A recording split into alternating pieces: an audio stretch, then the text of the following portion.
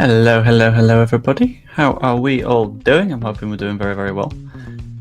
Welcome to the stream in which we are going to discuss Sheffield United versus Leeds United. Sheffield United being the home side. You gotta give them the first name, whereas in reality, we know that the better side is this one right here. The more morally good, the more just, the more excellent. I don't know. Thank you, lighting. Much appreciated. And yeah. We're gonna have a little bit of a conversation about it. Primarily because, and this is one that we're gonna have to keep down. We're gonna have to just shh, guys. So you know how normally I do my videos and I record them at night and then I upload them at 7 a.m. the next day. Maybe I fell asleep before I was gonna record this video. A little bit. Just a touch. But yeah, we're gonna roll with it. We're gonna roll with it anyway. We're gonna do the preview now. It's gonna be a nice little conversational one. I'm hoping that everything's working because I've taken a slightly different approach to doing things because I noticed that whilst I do like these headphones are great. I love them, but these faff with my hair less and it makes things significantly easier to deal with. So I will cycle between them depending on how the mood takes me on any given day. And yeah, it'll be nice. But this is without doubt one of the biggest matches of the season, and it could decide promotion very, very, very, very early. So I'm going to hop over to Flash Score right now. Oh, in fact, I want to see if I can do a thing. You're going to have to trust me for a moment. You guys do that? Do you trust me? Yay? Nay? It's going to have to be a yes. You don't have a choice. But what I'm going to do is I'm going to pop that open. I'm going to do this. Ignore this for a second. Ignore what is happening. And properties, deactivate, reactivate. Cool. That's fine. Oh, don't do this.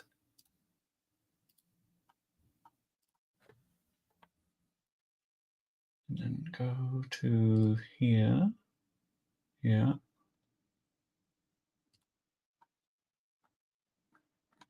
That's fine, that's fine, that's fine, that's fine, that's fine. Okay, and then I will close that. Make that one less visible. Then this is going really well, as you can tell. But I worked out how to set up a thing, and I thought it would be fun. So you guys are dealing with the consequences of my own insanity. There it is. But what we've got right here is easy access to a slightly adjusted way of doing things on this channel. Okay.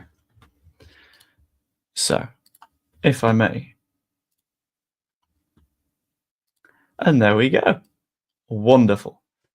Can someone pop a message in the chat for me just very, very quickly so I can test if this is working as I expect it to? Because if it is, I'm feeling real good about myself right now. Because I've spent too long fiddling in OBS for this to not work. So literally anything. Thank you very much, Mark, for the message test. We got a potato. We got concede the table. Fantastic. Oh, we got the chat here as well. Yes. So if I highlight one of the bigger chats, like this one, oh, it covers it a little bit. There we go. There we go. You see, I've worked things out. But it could effectively decide promotion very, very early because us winning this match puts us, let's do some maths, 7 points clear of Burnley with just 12 matches to go. And that is a huge swing for them to overcome. And simultaneously, we will have an incredibly good run of form behind us going. And this, to be clear to absolutely everyone, has been the period where everyone was saying this is where Leeds could be dropping off. This is the period where Leeds could find themselves in a little bit of trouble, but it's not been the case. We've gotten through the Sunderland match unbeaten. Watford we were looking at like that could be a banana skin. Coventry come out of that despite them being on an incredible winning run. And this looks like it's in the same sort of category of very, very difficult match. We come out of this, we've got West Brom. Yeah, that's also not an easy match. But from that point onwards, we got Portsmouth, we got QPR, and those are winnable games of football.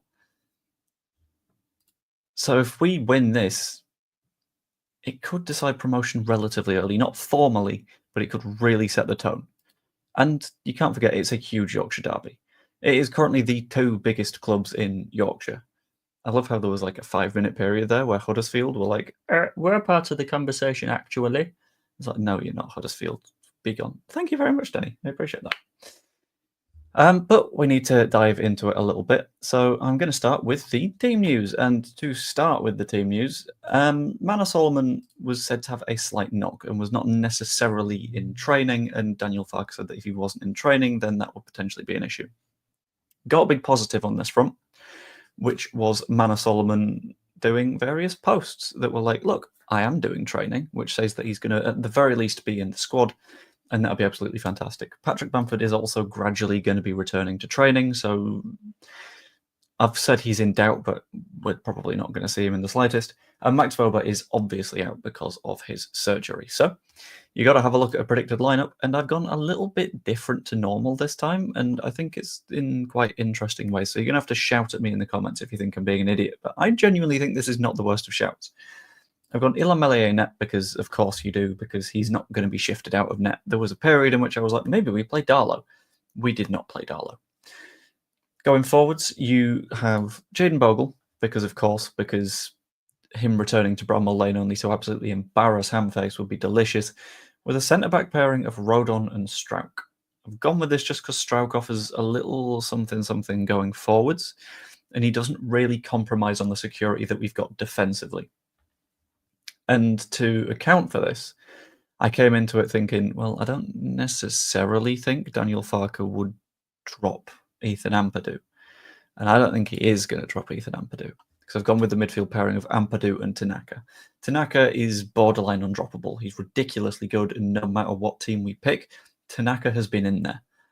And the reason that I've paired him with Ampadu in this is because Ampadu does the same sort of job as Gruev, but he has a lot of like high-end leadership capabilities. He can do the defensive stuff, and I think we saw in the match against Sunderland that occasionally when Ampadu is playing as the centre-back, he can be exposed a little bit compared to Pascal.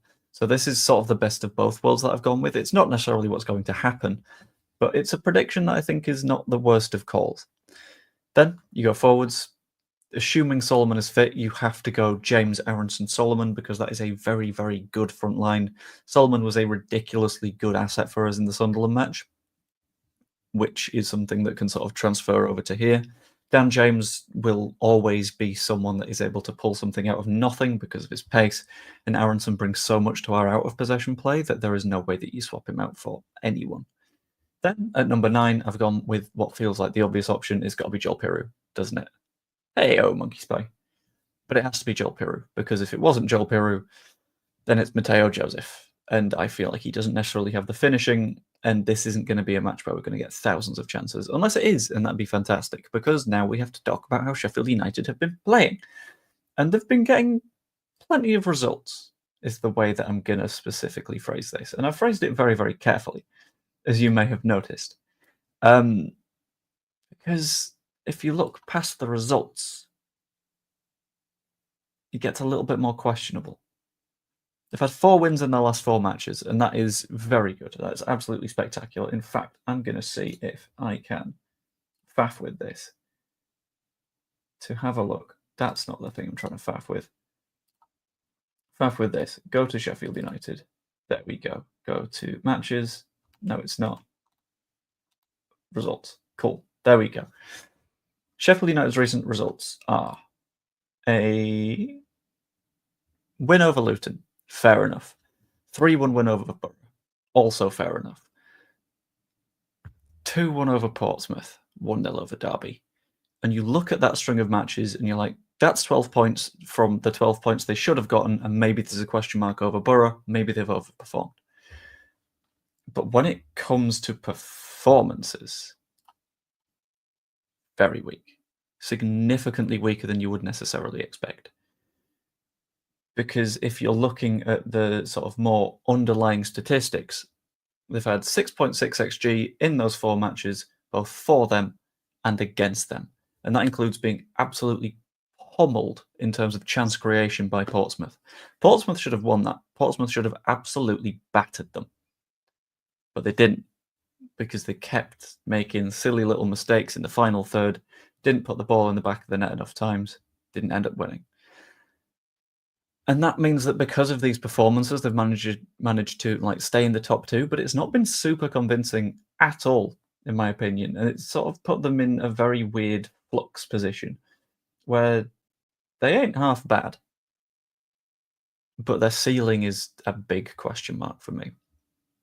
And in addition to that, we need to talk a little bit about their tactics, because they are often a very, very high possession side. I want to see actually if there is anything more that I can find on this page, because sod it, you might as well. Oh, we've got numbers and everything. I need to find a way to install Adblock on this thing, but we've got some numbers. There we go. So played 33, scored 47, conceded 23. It's a decent defense, and they are very good at sort of building these goals up. So there's only 9 goals that haven't come from a direct assist, which says that it's fine. In terms of the stuff that they do attacking-wise, not the worst. They kind of tend to not create too many chances. In terms of big chances per game, they're vibing down here at a 1.8. It's here. And in terms of big chances missed per game, 1, which leaves them 0.8 actual big chances per game that they are scoring. So a lot of their goals are coming from the smaller opportunities. They are decent at putting their chances on target. Like, fair enough, 4 shots on target a game is enough to threaten most goalkeepers. And in addition to that, they won't be afraid to try and take the game to Leeds United if they are at home. This is one that I'm going to search that isn't on this thing. But let's have a quick look at the championship table, and let's have a quick look at the home standings, shall we? Because I'm going to investigate something that has been said to me by Danny, and it is untrue, because Sunderland have lost a game at home. I can't remember who to. They've lost 2. They lost at home to Hull, 3-0, and they have also lost at home to a team I cannot find. Let's have a look at the results for Sheffield United, if I can find them. Why is it always so hard to do the statisticsy stuff? It's infuriating. Right, results, there we go. Lost at home to Hull, 3-0. They lost at home in the FA Cup against Cardiff, but that's one that you sort of expect. Drew with West Brom at home, which is not exactly perfect. Let's have a look at other points dropped at home. We beat them there. Draw with QPR at home. That one's basically fine. Have I been lied to? Have the numbers lied to me?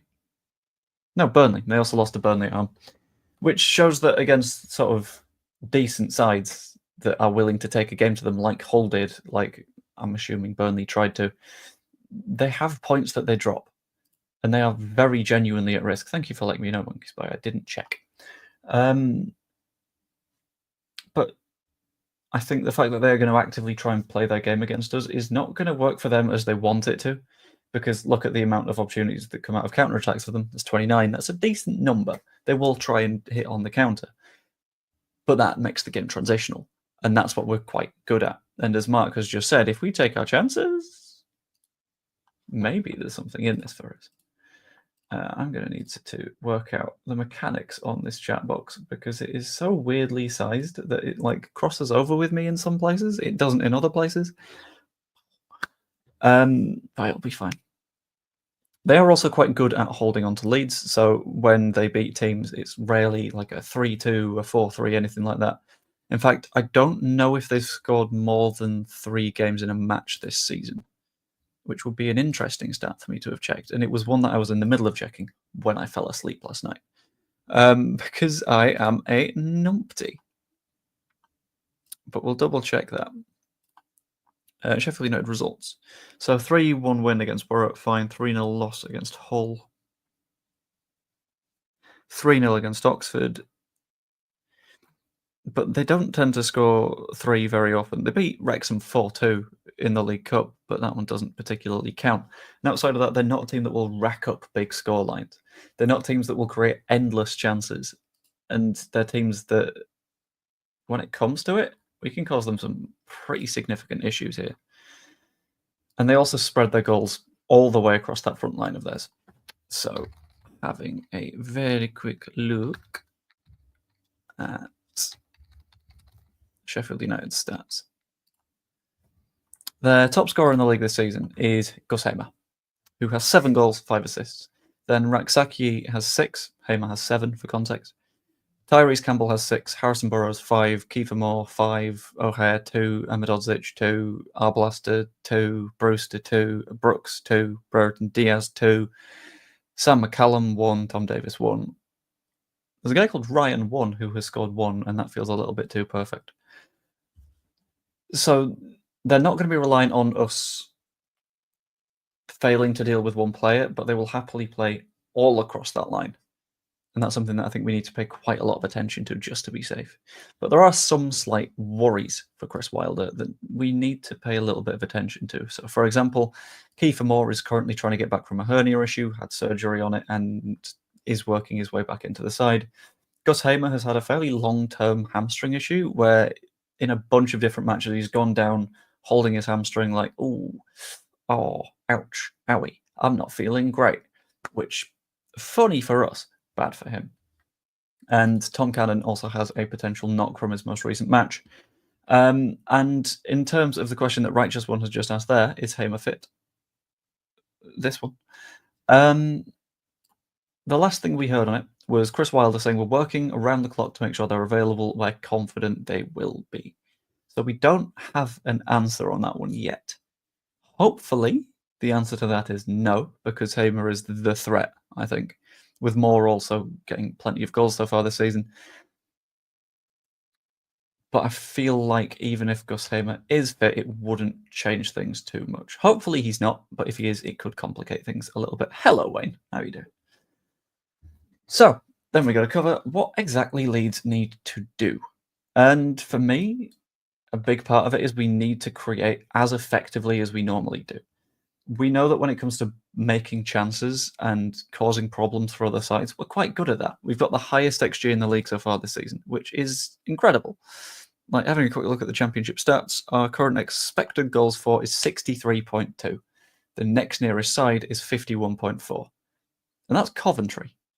Sheffield United, 44.4. We should have created about 20 more goals than Sheffield United this season, and you know what? We scored 21 more than they have.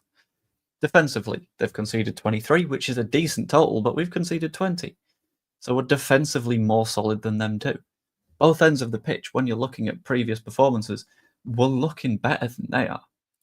And that is a pretty damn good spot to be in. I'm just going to return us to the championship table if I can, just because I think that is a slightly more useful thing for us to be looking at.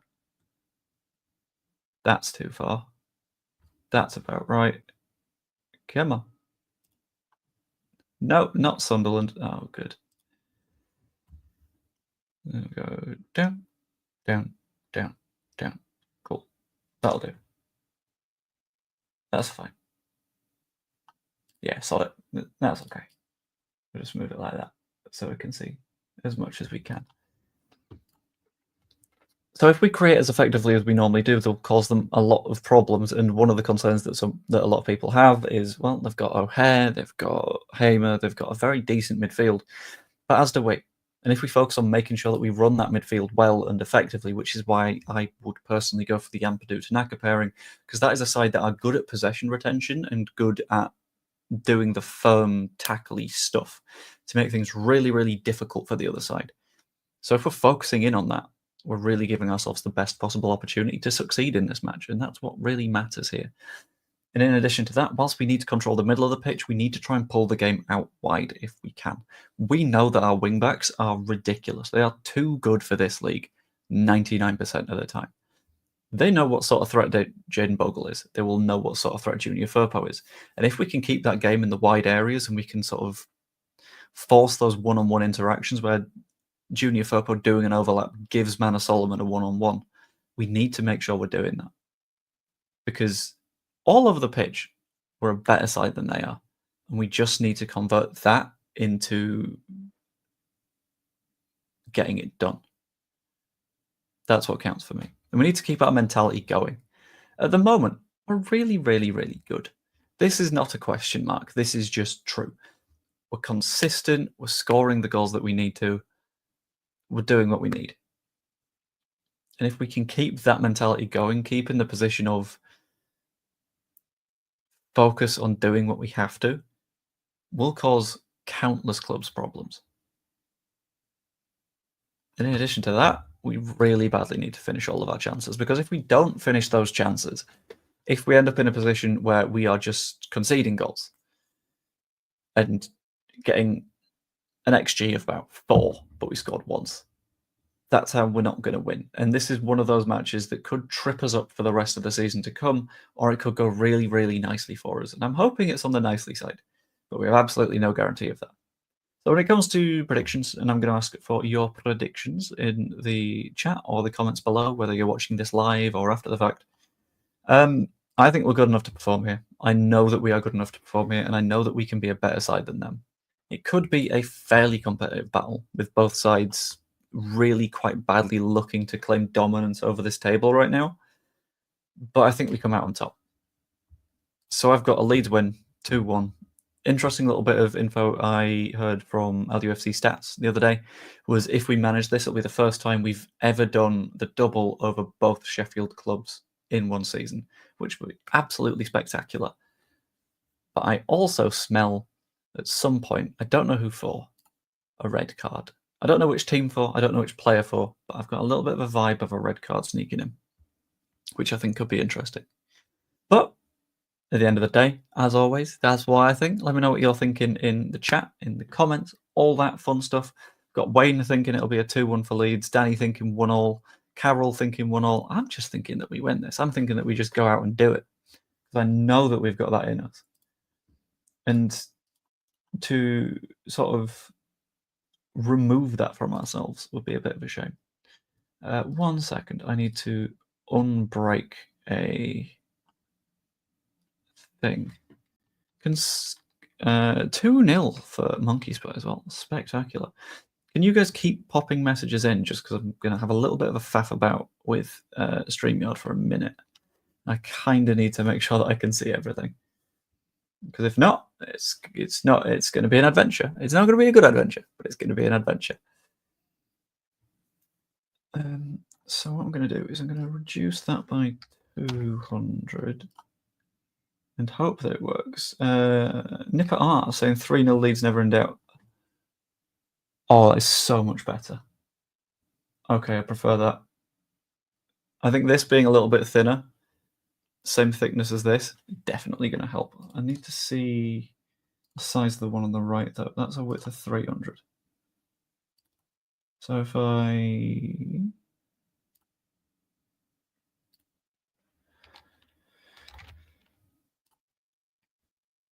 Okay, do that. And then match that onto there. That's the same width, but I want to make it a touch bigger. Glad Nipper seems so confident. It's good to see. I'm glad that people are actually being confident that Leeds do quite well. Zumi thinks 3-2 to Leeds, which I think is not a bad shout. I think Hamer is a threat. But I think Hamer is a threat that we can deal with reasonably effectively. Because there's been many, many, many players that we've looked at over the past few weeks and we've gone, you're quite dangerous. And we've just dispatched them. And I think the fact that we're doing that with such efficiency, like constant, we looked at Enzo Lafitte and we're like, is he going to cause us any problems? And then he didn't cause us any problems because we're looking quite comfy at the minute, which I don't mind. I think that's a good place. That's fun for us to be. Right, I'm going to do another faff. This is where things could go interestingly. What are you? Your second data. Okay.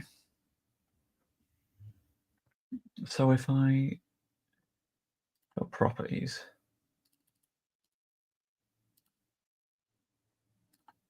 Right, this is where something could break. And if it breaks, it's going to break here. So if it breaks, shout at me. But if it doesn't, don't shout at me. It didn't break. Hey! That's all good then. But yeah, I'm feeling relatively confident about this match. I don't think it's going to be the biggest of issues. If Emma plays Grove plays, I think it'll be an unchanged team. Anyway, I don't know though, because I think Ampadu and Grove do the same thing, and I feel like I don't know. There is a shout for the same team as last time out. Personally, I'd want to find a way to squeeze in Pascal Struijk. That might be because I quite like Pascal Struijk. I'm willing to admit that there's a bias there, but it might also be because I'm thinking it could be a good call to have the dedicated centre back at centre back. It's a little hanky janky, not 100%.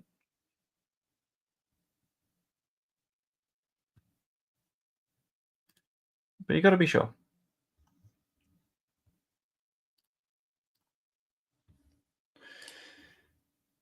Sheffield United only scrape results recently. Yes, against Borough, I think were relatively fortunate that Borough didn't put away some of the easier chances earlier in the match, but it all kind of worked out.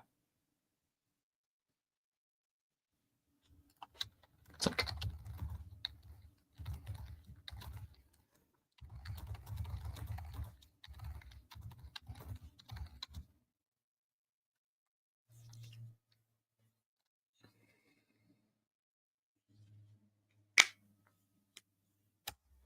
cool.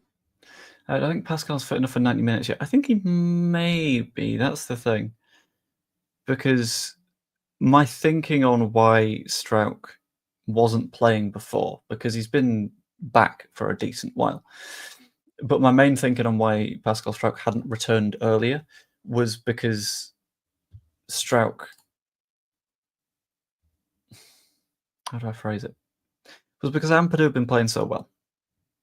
Ampadu at that point was basically undroppable. You wouldn't have replaced him because he was being ridiculously good. And now I think there's more of a discussion because he did make the mistake that led to things escalating a bit and us going one goal behind. But I don't know. It's a very, very big question mark, and I think worth us having a bit more thought about. Also, I hadn't noticed, but looking at the championship stats at the moment, Joel Piroe is currently one goal away from being Golden Boot equal with Boya Sainz, which is not a bad place for him to be. So imagine he does that against Sheffield United. That'd be absolutely spectacular. Looking forward to that. Our approach is key as long as we don't start slowing the game and fall into playing across the back, and to Melee we win, have to play with pace and energy. I don't think it's necessarily a bad thing if we're going to be doing the occasionally giving it to Melier stuff, just because we know that that happens for a reason. 1 second, let's just whoop. We know that the reason that that happens is because we're trying to sort of control the game, control the pace of everything, and if we've got the ball, they've not got the ball, and if they've not got the ball, they're not scoring a goal. So I think that's a fairly significant chunk of it. Hold on, you're still not quite in the right place. There we are. There is a concern around that, like I see that, but as long as we're doing the transitional stuff, it's okay. For the most part, they play a 4-2-3-1, but they have changed things up a little bit. Like they played a 3 at the back against us the first time out, which was a weird shout, and it didn't work for them. But let's hope that Chris Wilder is a fool and does not learn from this. So let's have a quick look at the specific match. Yeah, they played apparently a 3-1-4-2, which is very shiny. Bogle 1 card away from a 2-match ban. I think he'll get one at some point. Like, probably. But I don't mind it being at this point if he gets it for a funny reason. If he gets it because he celebrates and ham-faces his face immediately after scoring the winner in the 93rd minute, worth it. Absolutely worth it. In the same way that I'm not going to be mad at Daniel Farke for celebrating a last-minute winner. Because if you don't celebrate those things, then you are removing the joy from football. And if you are removing the joy from football, why are you in football? I got an itchy nose. But yeah, we'll be fine, I think. At the very least, I think we don't lose. And if we do, fine, I'll be honest. Like, one of the things that bugs me the most about our fan base at the minute is when we are in a competitive game of football like that, people seem to go, "We're doomed. We're not going up now." And it's like, no, sorry, one team have played against us to a decent enough standard for us to think we might not win this game, and we're being spooked. That's always felt like a really weird take to me, and it's one that I think we could really realistically do without. But anyway, if anyone's got any questions, chuck them in my direction. I'm gonna, because I didn't do a video for a few days. I've got a few days of quiz things to do, so I'm gonna run through these. So, in my most recent video, I asked which player left Chelsea in 2020 to go to Arsenal and Corinthians before signing for Fulham. That's got to be Willian, hasn't it? It was Willian. Falkirk midfielder Brad Spencer is the son of which former Scotland, Rangers, and Chelsea striker?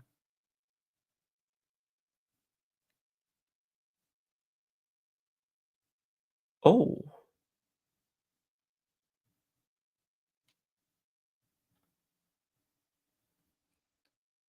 Falkirk midfielder Brad Spencer is the son of which former Scotland, Rangers, and Chelsea striker?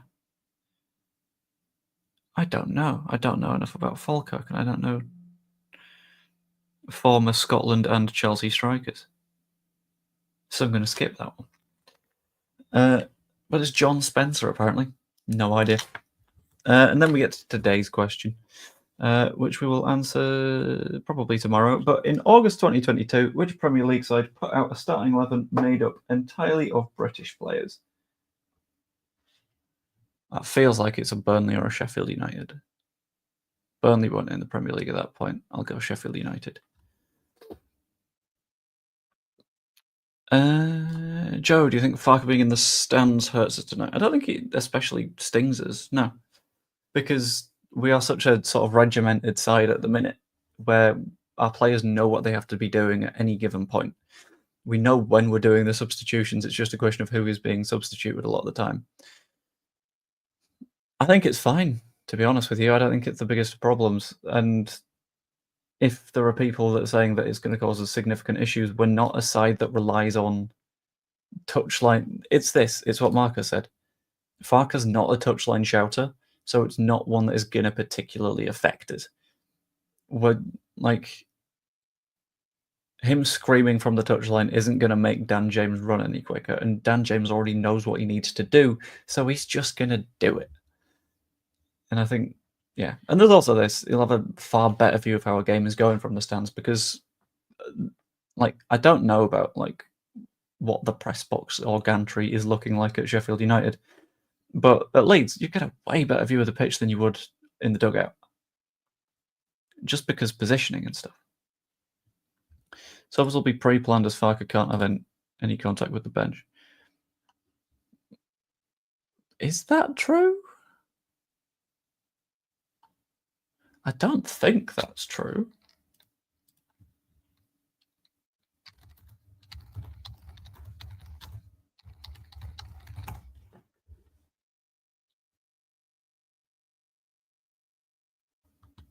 Let's have a look. I think it's regulation 34.6.2 or something stupid like that.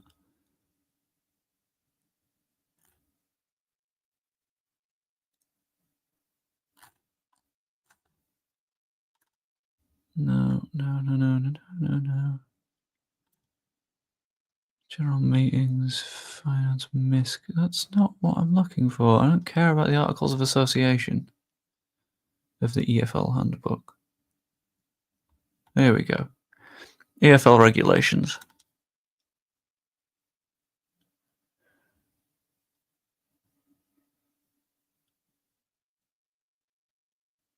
Managers is... Oh, conduct of matches is 34. Can someone remember 40 for me in a minute?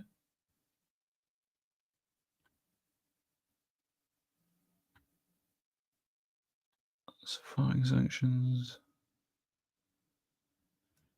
34. Conduct of matches behind closed doors. Duration of half-time interval. It shall be 15 minutes. Substitutes. List of players. Pre-match briefing with the referee. At least 60 minutes before the advertised kickoff time. The captain and either the person in charge of the team on the day, manager or head coach, or where the person described in 34.6.1 is subject.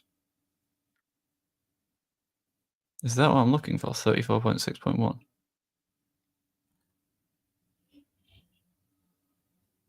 No, wait. Why would you not?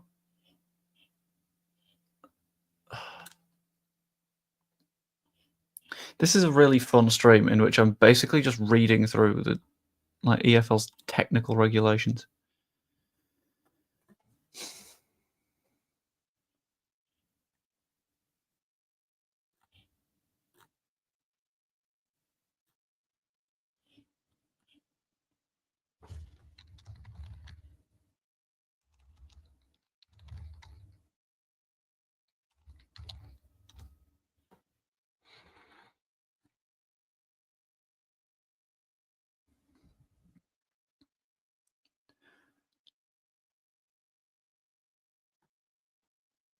Oh, this is so stupid.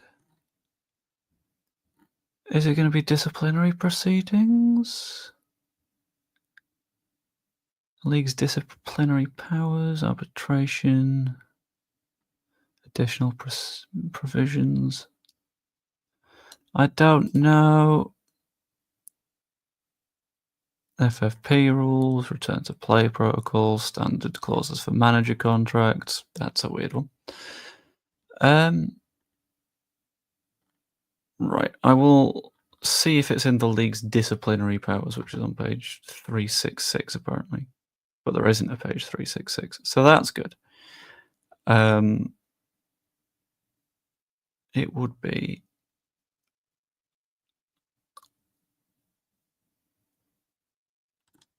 okay. It's part 87. Were you guys thinking that you'd be watching this when it came to this morning?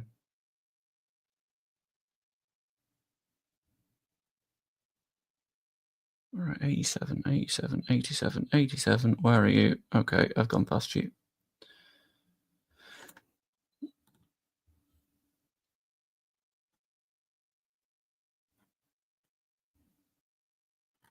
Okay, disciplinary powers,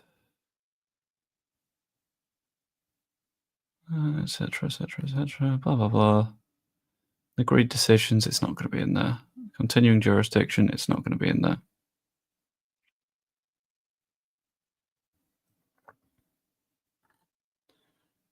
Huh. That feels weird.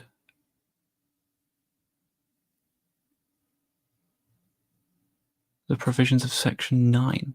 What the fuck is Section 9?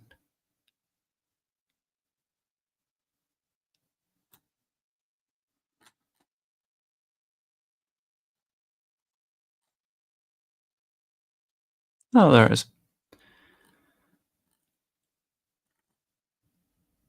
Charging the award.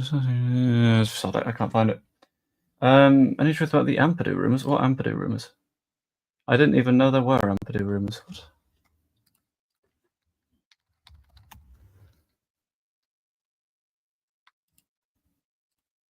I'll have a look, but you're going to have to let me know what you're meaning.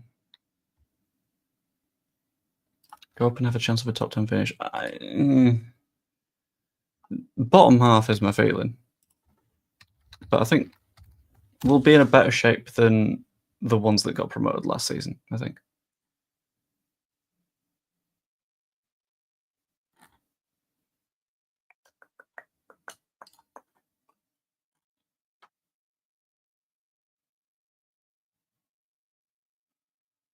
Okay, the only thing that I can find on Ampadu is someone saying a whisper Ampadu injured and out for the season, which I feel is not necessarily the likeliest.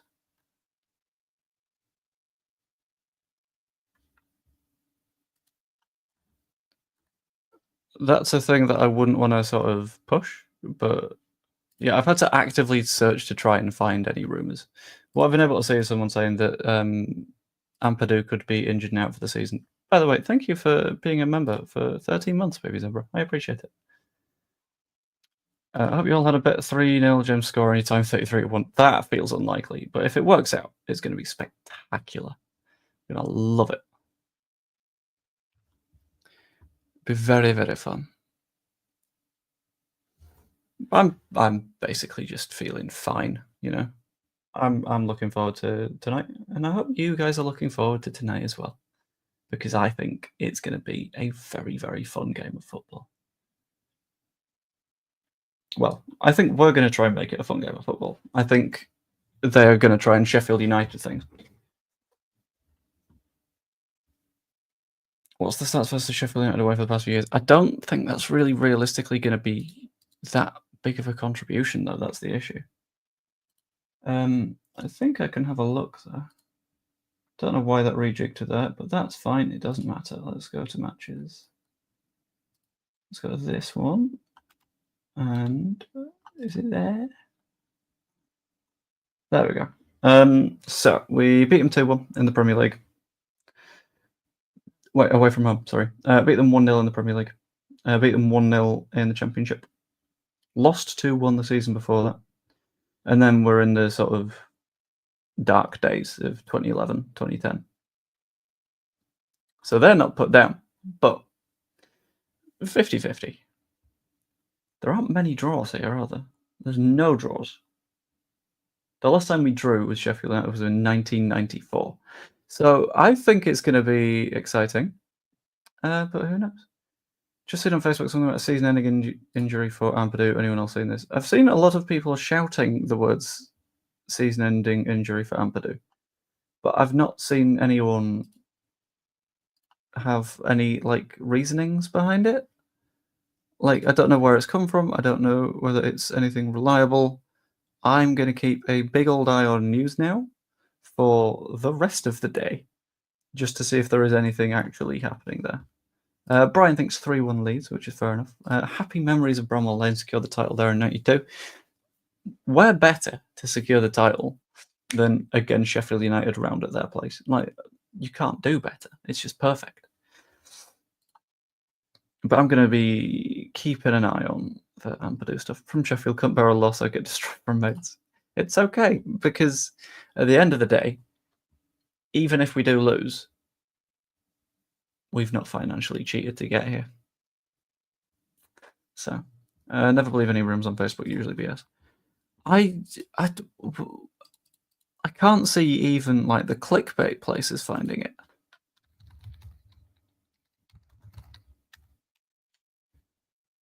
So I'm going to have to search everywhere.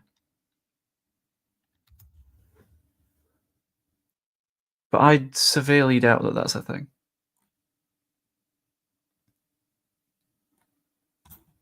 Sort by latest. No, just a lot of... I say a lot of. No, the only things I can find on Twitter are 3 people saying that Ampadu could be out for the season. So I don't think that that's going to be a thing. But I'll keep an eye on stuff, and if anything does happen, I will pop up. I will do a quick video on it, or a stream on it. I've yet to decide. But yeah. Also, I would like to just apologise for not being around over the weekend. As you potentially know, because I put it in my... what's the word? Community tab. One of our bunnies passed away on Friday, and that kind of made it difficult to do any videos and stuff, because dealing with the aftermath of all of that is great fun. And yeah, I'm back now. I've been doing videos and everything, and it should be quite good. So yeah, either way, hope you all enjoyed the stream. If you did, whack a like on it, and it's always massively appreciated. Sorry, thank you, Danny. Yeah, hope you enjoyed. If you did, pop a like on the stream. That's always massively appreciated. Subscribe if you're not yet. That really helps the channel to keep on growing. Could even become a channel member if you fancy. So, for example, I will be tomorrow morning releasing my match review for the Sheffield United match. Anyone that is a channel member will get it tonight. So there's a nice 7-8 hour gap there in which you're going to have a thing, and everyone else isn't going to have a thing, and you can feel special. Afternoon, CB, and thank you very much, Fernie. So, yeah, hope you all enjoyed the stream. If you did, like, subscribe, all the fun stuff. And I will see you later. Also, I'll be on Jer's stream on Big Up later, so hop over there as well. It's going to be great. Toodaloo.